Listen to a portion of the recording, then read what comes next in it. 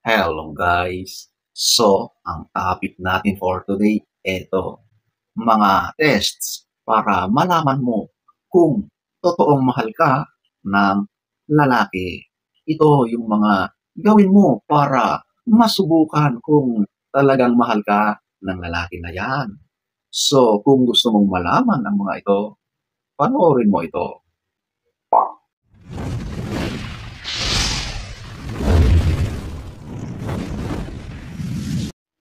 So, eto ating aalamin. Huwag na tayong magpaligoy-ligoy. Number one, ito yung paminsan-minsan tanggihan mo. Ito yung sa usaping S, okay? Sa panahon ngayon, normal na ginagawa ng mga magkarelasyon yan. Kahit magjowa pa lang yan, ginagawa na yan. Alam nyo ang mga lalaki, napakahalaga ang bagay na ito sa kanila, yung S. Kasi ito yung pamamaraan para iparamdam nila ang kanilang pagmamahal. Kaya kapag humihirit, nagpapahiwatig ang lalaki na gusto niya, tanggihan mo. Tignan mo ang kanyang reaksyon. Okay? Siyempre, may mga dahilan ka. Ipaliwanag mo rin na ganito ang nararamdaman mo, wala ka sa mood, hindi mo feel gawin ang bagay na yon. Siyempre, normal na magtatampo yan.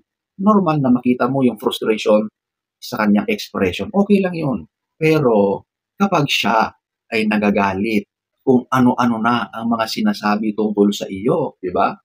Kapag galit yan at negatibo ang sinasabi niya dahil sa tinanggihan mo siya, hindi ka mahal ng lalaki na yan, okay? Kasi ang lalaki na nagmamahal, kahit wala ang bagay na yan, mahal ka pa rin yan. Hindi ka niyan susumbatan. Ibig lang sabihin, yung bagay lang na yon ang mahalaga sa kanya. Hindi na niya iniintindi yung mga nararamdaman mo. Okay? So, ayan po, ang number one. Number two, eto, yung ayain mo siya sa lugar nyo. Yes. Alam nyo, karamihan, mapalalaki or babae, ito yung challenge sa kanila. Okay? Kung kaya ba nilang kumarap sa mga taong malalapit sa iyo, lalong-lalo na sa mga magulang mo, sa mga kapatid mo. Okay? So, dito sa challenge na ito, malalaman mo kung totoo at seryoso ang hangarin ng lalaki sa iyo. Lalong-lalo na sa mga nag-uumpisa pa lang sa relasyon. Dito mo masusubukan kung talagang mahal ka ng lalaki. Kapag nakita mo na okay sa kanya, pumayag siya, na walang pag-aalinlangan sa kanyang mga kilos at ekspresyon, swerte mo kasi mahal ka ng lalaki na yan. Pero kapag nakikita mo na nagdadahilan siya, na ayaw niya, kunot noo, nag-iisip ng mga sasabihing mga dahilan, ibig lang sabihin yan, hindi ka mahal ng lalaki na yan.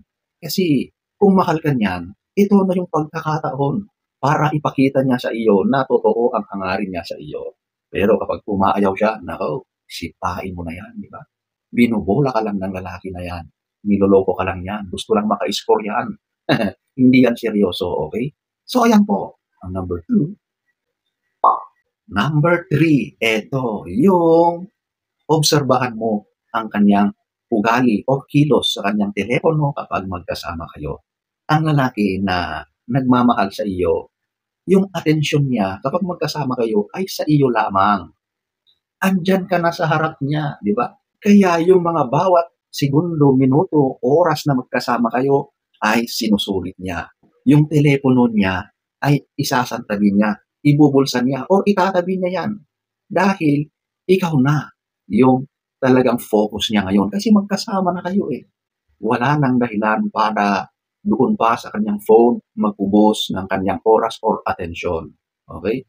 Kapag magkasama kayo tapos yung phone pa rin niya ang inaatupag niya, doon pa rin siya nagiging busy sa kanyang phone. Nako. May problema ang lalaki na yan. Nandyan ka na pero hindi ka pa binibigyan ng pansin. Mas mahalaga pa rin yung kanyang phone. Kapag ganoon, hindi yan seryoso. Okay? Ano ba ang meron sa kanyang phone? Di ba? Mas mahalaga ba yung laman ng kanyang phone kaysa sa iyo? Di ba? Doon pa lang, may problema na. Number three.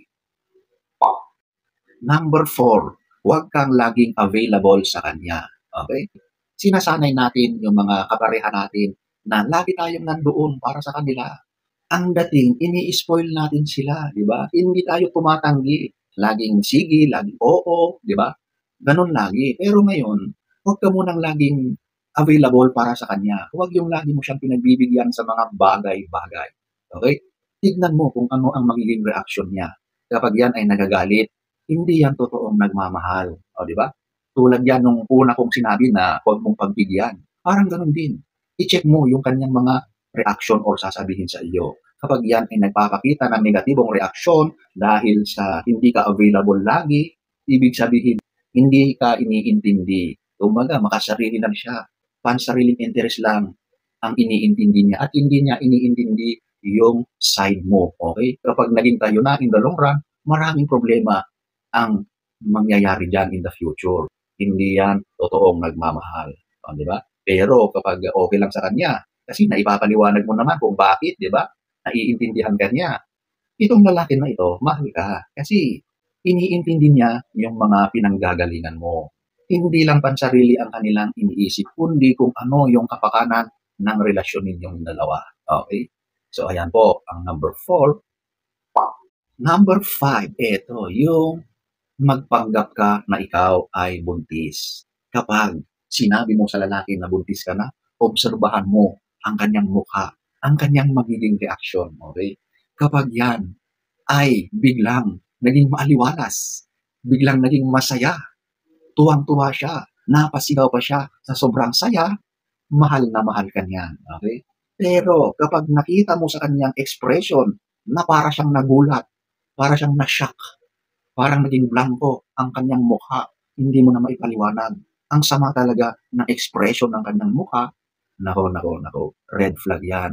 Bakit ganon? Di ba dapat instant ang reaksyon dyan na siya ay matutuwa? Dahil mahal na mahal ka nga niya eh. Gusto niya yung ganyang uri ng balita. So, nakadepende na yan kung ano ang magiging reaksyon ng lalaki. Kapag positive, mahal ka. Kapag negative, nako, hindi. Pinaglalaroan ka lang yan. Yung S lang ang gusto sa iyo. Okay? So, ayan po, ang number 5.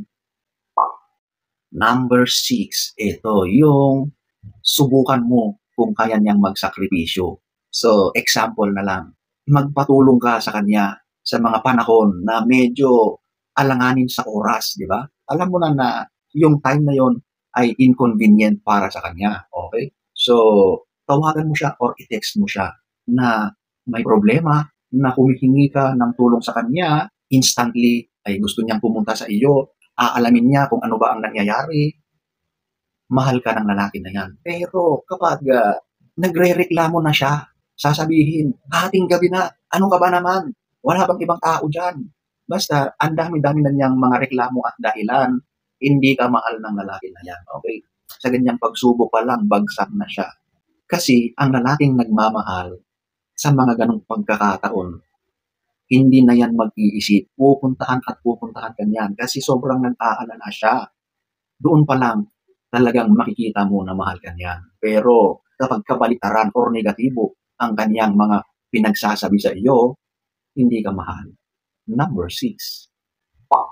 Number 7. Minsan, ipakita mo sa kanya yung kaayusan mo na hindi ka man lang nag-prepare, na nakapambahay ka lang, o yung tipong para kang bagong gising lang, ipakita mo yung totoong ikaw na walang paghahanda o pag-aayos na ginawa mo, okay? Kapag nakita ka sa ganyang itsura mo, sa ganyang kaayusan mo, at wala ka namang nakitang pagbabago sa kanyang ginagawa sa iyo, pakikitungo sa iyo, mahal ka ng lalaki na yan. Pero kapag marami siyang komento, marami siyang sinasabi, di ba? O bakit hindi ka man lang nag-ayos? Tingnan mo nga yung itsura mo. Pag ginaganon ka ng lalaki, hindi ka mahal niyan, di ba? Kasi ang tunay na nagmamahal, hindi mahalaga kung ano man yung itsura mo kapag wala kang nilagay sa mukha, kapag ikaw ay hindi pa nakapag-ayos, hindi ka pa nakapaglinis ng katawan, hindi ka niyan huhusgahan. Mahal ka pa rin yan kahit ganon ang itsura mo. Okay? Kaya ang ganyang test, malalaman mo kung mahal ka ng lalaki. Okay? Kapag hindi big deal sa kanya yon, mahal ka. Okay? Pero kapag, marami siyang sinasabi, marami siyang reklamo dahil nakita ka sa ganyang kaayusan, walang kwentang lalaki yan, di ba? Number 7. So, ayan po ang ilan lamang sa maraming mga pwede mong gawing pagsubok sa lalaki kung mahal ka talaga niya.